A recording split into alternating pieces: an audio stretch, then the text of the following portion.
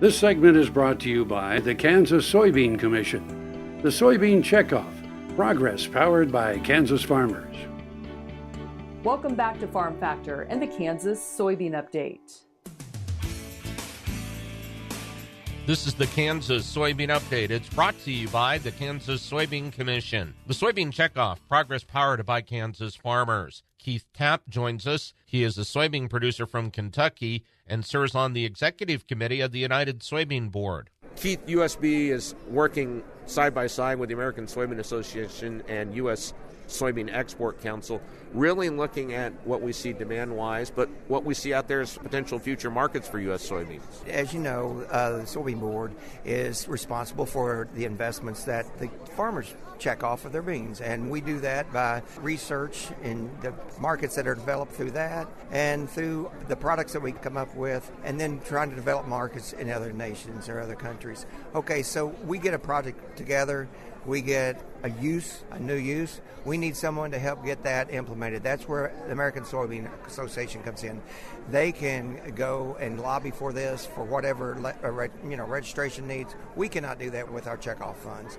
So they do their work, and then we have USEC, the United Soybean Export Council, that they're online to help us get that market share in other countries, and they do a great job, boots on the ground there, which allows us to do what we do.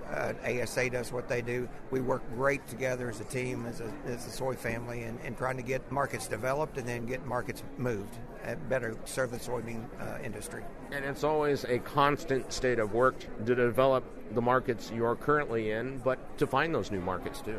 And that's one thing in February we decided as a board and Soybean Board, we always look at new markets, but we're looking at more of a basic market share that no one's tapped into. The economics may not be there for them to produce a lot of soy. They may be more interested in our soy foods, our tofus, our tempeh, and stuff like that. And then hopefully we'll have our foot in the door when they get economically sound, that they will want to further buy our product. And we've got a good quality product. When our meal, that we do a lot of export of that into markets now. So that's where we're trying to build demand.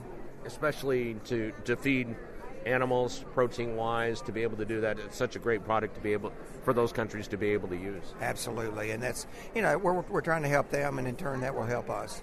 And those were the comments of Keith Tapp, who is a Kentucky soybean producer.